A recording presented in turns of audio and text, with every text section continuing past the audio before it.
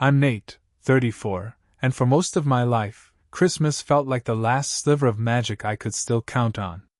Not because of gifts or ham dinners, it was the only time my family pretended to get along. 1 week a year, we'd forget grudges, gather in my parents' weather-beaten colonial in Wisconsin, and act like we still liked each other. We'd wrap discount candles in shiny foil, burn the turkey slightly, and let my cousin Ben spill eggnog on Grandma's carpet without starting World War III. It was chaos. It was ours. This year, I got ahead of the holiday rush. Thoughtful but modest stuff, a smart kettle for Mom, hers practically exploded on Thanksgiving. A rare vinyl pressing for my sister Dana, who won't stop talking about her aesthetic on TikTok. And for Dad, a case of imported lagers I knew would vanish by New Year's Eve. I live a couple hours away in a small loft in Minneapolis, and my job pays decently, so helping out, covering a missed utility bill here, spotting them for car insurance there, was something I did quietly, no questions asked. So when, on December 18th, I saw the message in our family group chat, my stomach turned cold. Hey kiddos, after some tough talks, we've decided to cancel Christmas this year. Just too expensive to host with everything going on. Keeping it low-key. Love y'all. That was it. No call. No. Let's reschedule. No. We'll miss you. Just a sterile text and radio silence. When I asked if they were sure, Dana just sent a thumbs up. Then she changed the group photo to a stock image of a sad snowman. I didn't argue. Just said, understood. I told myself they were struggling. Maybe Dad's hours got cut again, or the furnace finally gave out. I let it go. I bought a frozen shepherd's pie, queued up Die Hard, and tried not to feel too bitter about the silence. But that emptiness kept ringing louder than the off-key Christmas songs we used to play. It wasn't until around 9:30 p.m. Christmas night that I saw it. Dana had gone live on Instagram. I clicked without thinking, maybe just hoping she was tipsy and feeling nostalgic. Nope. There it was, our parents' house, fully lit like a Hallmark movie set. A 12-foot fir tree by the bay window. Fairy lights everywhere. A rented sound system in the corner. People dancing, drinking, laughing. I counted at least 30 heads in the background.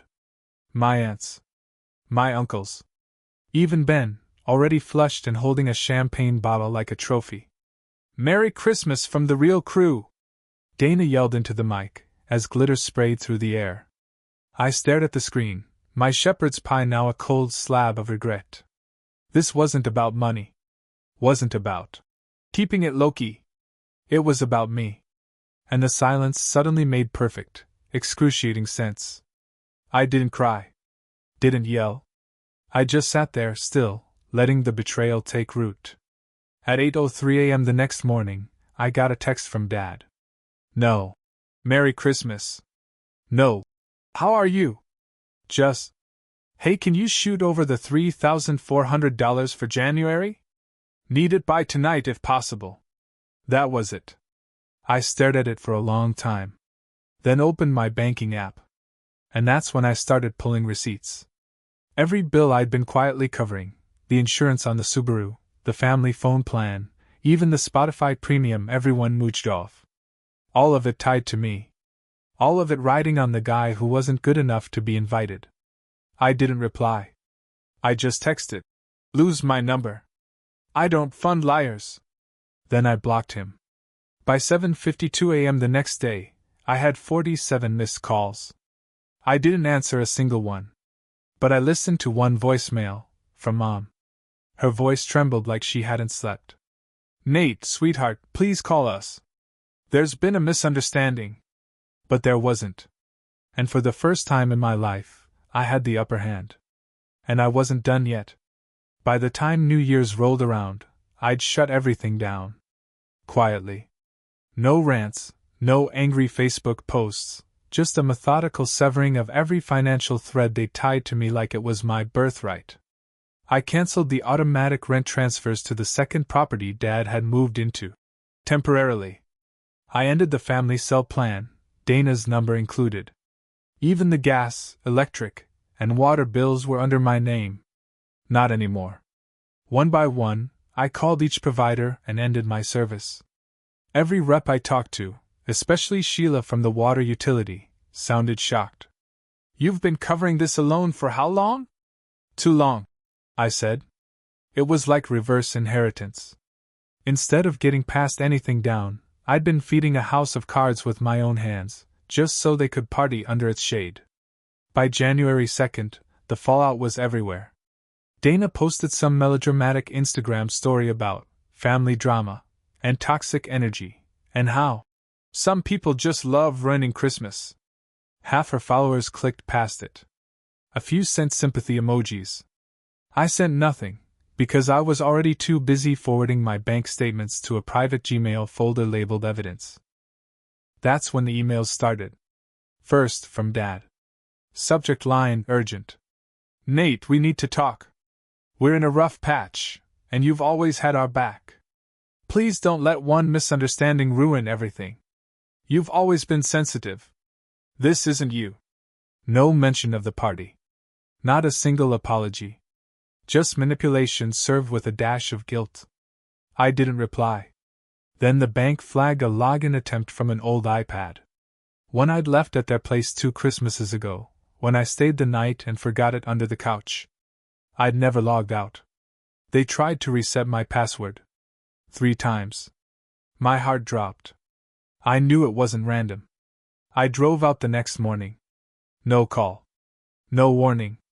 I just showed up. Their house looked tired. Like the hangover after a party you pretend never happened.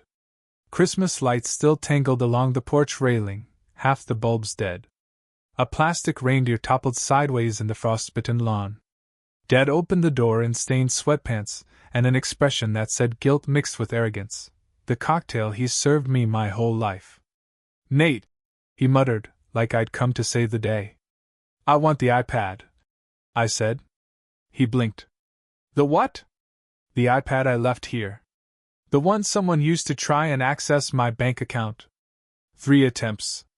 I already know. He opened his mouth, but nothing came out. Then he stepped aside. Inside, the place smelled like stale wine and reheated regret. Beer cans cluttered the counter. Half a cheese log still sat on a decorative plate like it was waiting to be acknowledged. The Christmas tree was still up. Dana came down the stairs barefoot, eyes puffy. She stopped when she saw me. Nate, can we? No. I walked to the living room, grabbed the iPad off the coffee table like it was radioactive, and turned to leave. She tried again. Just 5 minutes, please.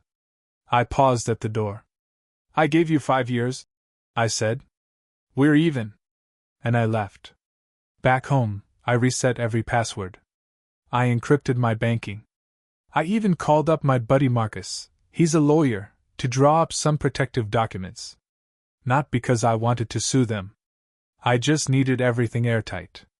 Legally sealed. No cracks. Then, just when I thought they'd finally gotten the message, a letter arrived. 4 pages, handwritten. It was from Mom. The script was neat, desperate, soaked in nostalgia. She confessed to the lie. Admitted Dana wanted to keep things light, and thought my presence would cause tension. Said they knew I'd be upset but figured I'd understand in time. But one sentence, one single line halfway down, burned itself into my skull. We didn't think it would hurt you so badly. We assumed you'd be used to it by now. Used to it. Like exclusion was my place. Like pain was my role. I didn't finish the letter. I folded it carefully and slid it into the drawer with the others, the one I keep shut now. That night, a voicemail came from Dad. Not pleading. Not apologizing. Just bitter. You've made your point. You're bitter, Nate. You always have been. This little tantrum won't last. You'll come back. You always do. I replayed it 3 times. Not to feel worse. But to remind myself who they really are, not the tearful texts, not the gaslit nostalgia, not the sad emojis Dana posted to her story. That voice was the truth. And that was the night I decided. They weren't going to win. Not again. It started with a land deed. About 7 years ago, my grandfather passed away and left behind a modest but beautiful plot of land up north near Lake Superior. Wooded, quiet, untouched. He left it to Dad, with the clause that it would pass to me, and then to Dana. To keep it in the family, as he always said. But when Dad fell behind on taxes, guess who covered them? And guess who filed for full ownership, legally transferring the land to himself 2 years ago? Yup. Me. And now, that land was mine. Not in spirit. Not in name. On paper. Fully. Irrevocably. So I did something unexpected. I called a local nonprofit, the kind that builds housing for at-risk youth and displaced teens, and donated it. No strings. No plaque. Just clean, anonymous transfer. They cried. I smiled. That same afternoon, I got a call from a number I didn't recognize. It was Dana. She must have used someone else's phone because I'd already blocked hers. Her voicemail came in hot. "You're ruining everything, Nate. You're being so dramatic. I don't even know what you want from us anymore." That was the moment I knew she never got it. None of them did. I didn't want an apology anymore. I wanted to not need one. I wanted to stop playing the dependable son. The guy who wired money at 1 a.m., the guy who clapped from the sidelines while the real family toasted themselves in stolen champagne. That same week, I got a letter. Handwritten. No return address. Inside? A Polaroid. Christmas night. That night. Everyone was in it, laughing mid-toast. Dana holding up a flute, Uncle Ron flashing his gold tooth, Aunt Janet double-fisting margaritas. Even Cousin Ben was there, still red-faced and loud. On the back, written in Dana's loopy handwriting. "We still had a great time." That wasn't nostalgia. That wasn't peace. That was a taunt. A photo meant to say, "You missed out." We moved on. Except they hadn't. Because that photo told me everything I needed to know. They were still thinking about me. Still trying to make me feel small. Still trying to pull me back with guilt dressed as glitter. I didn't throw it out. Not right away. I left it on the counter, face down. Part of me waited to see if they'd send another. They didn't. And something strange happened after that. Not rage. Not grief. Something quieter. Colder. Clarity. For the first time in years, I didn't wake up to a passive-aggressive text. No surprise Venmo requests. No. "Can you spot me real quick?" voicemails. I had air. I had quiet. And I started to see the pattern. It wasn't about one Christmas. One party. One lie. It was a structure I'd been helping them build brick by brick, with my silence, my credit card, my always being the one who stayed polite. So I opened my laptop. Pulled up an old Google Sheet. A private document I'd used for years to track expenses tied to my family. Not because I planned to collect, just because I needed to remember. $2,100 for Dad's property taxes. $3,700 for Dana's therapy bills she never followed through with. $6,500 for a loan they called temporary in 2020. $970 for car repairs. I still don't know whose car it was. $280 per month for 3 years on the family phone plan. It went on and on. Total? $39,540. Almost 40 grand. And I never asked for a dime. Until now. I printed the spreadsheet. Wrote a letter. Nothing dramatic. No threats. Just facts. To whom it may concern, you know who you are. This is not an apology. Not a plea. This is a boundary. Over the past 6 years, I have financially supported this family to a degree no one person should bear. I did it out of loyalty, not obligation. I did it quietly, not resentfully. But I am not a resource. I am not your wallet. I am not your buffer between consequences and reality. Enclosed is an itemized record of the financial contributions I've made. I am not asking for repayment. Consider this a receipt for services rendered. From this point forward, I will no longer contribute to any bills, expenses, or emergencies. I will not attend future gatherings, parties, or holidays. I will not respond to guilt, manipulation, or revisionist history. You did not lose a son or a brother. You lost access. Please do not contact me unless it is to acknowledge, in writing, full understanding and acceptance of these terms, with no strings, no spin, and no expectations. I wish you healing. But I'm done bleeding for it. Nate. I mailed it certified to each of them, Dad, Mom, Dana, and yes, even Aunt Janet. She's always got something to say. And I waited. Not for apologies. Not for excuses. For the silence. And when it came, it felt better than I imagined. 2 weeks passed. Then one afternoon, I opened my mailbox and there it was, a thin, formal-looking envelope from Dana. No return address, just my name, crooked and scrawled in her handwriting like it hurt her to write it. Inside? A single sentence typed. We didn't mean to hurt you, but we're family. You shouldn't air our dirty laundry. No apology. No accountability. Just the same quiet command they'd always operated on: keep the peace, stay silent, keep giving. I smiled. Because they still didn't get it. They thought silence was my weakness. They didn't realize it was my strategy. That weekend, I booked a last-minute flight to Oregon. Not to escape, but to follow through on something I'd been planning since the fallout. See, I had been donating money under an alias for years to small causes: a local library renovation, a food bank, a scholarship fund. Things they never knew about, because I never needed applause. But now I wanted to put my name on something. I walked into the office of a nonprofit that supports housing for LGBTQ+ youth, kids kicked out of families that couldn't accept who they were. I handed them a certified check for $40,000. The same amount I'd poured into my real family. They cried. I exhaled. They asked if I wanted a plaque. No, I said. But if you name a room after anyone, make it Nate's second chance. That night, I slept better than I had in a decade. But back home, the fires were starting. I got an email from Dad. The subject line? Just talk.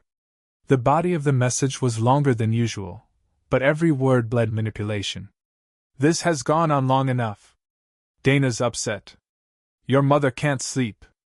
I don't understand why you're doing this to us. We're family. We're struggling. You've always helped before.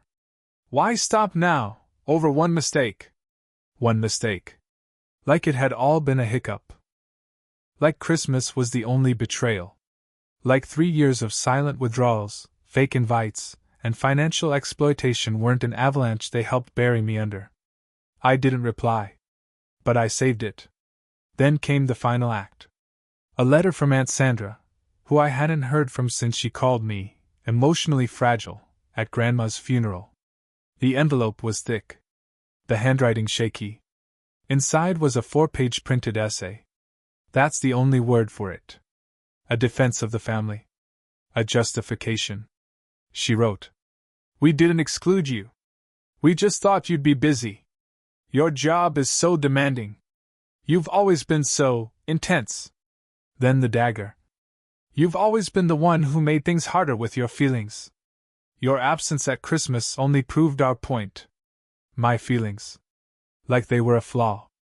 Like my pain was inconvenient background noise to their champagne-soaked storyline.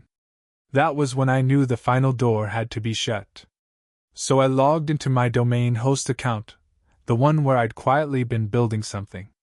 A small website. A collection of documents. Screenshots. Bank receipts. Voicemails. The letter from Dana. The login attempt from the iPad. The itemized list of expenses. All titled, The Cost of Being the Good Son. I didn't make it public.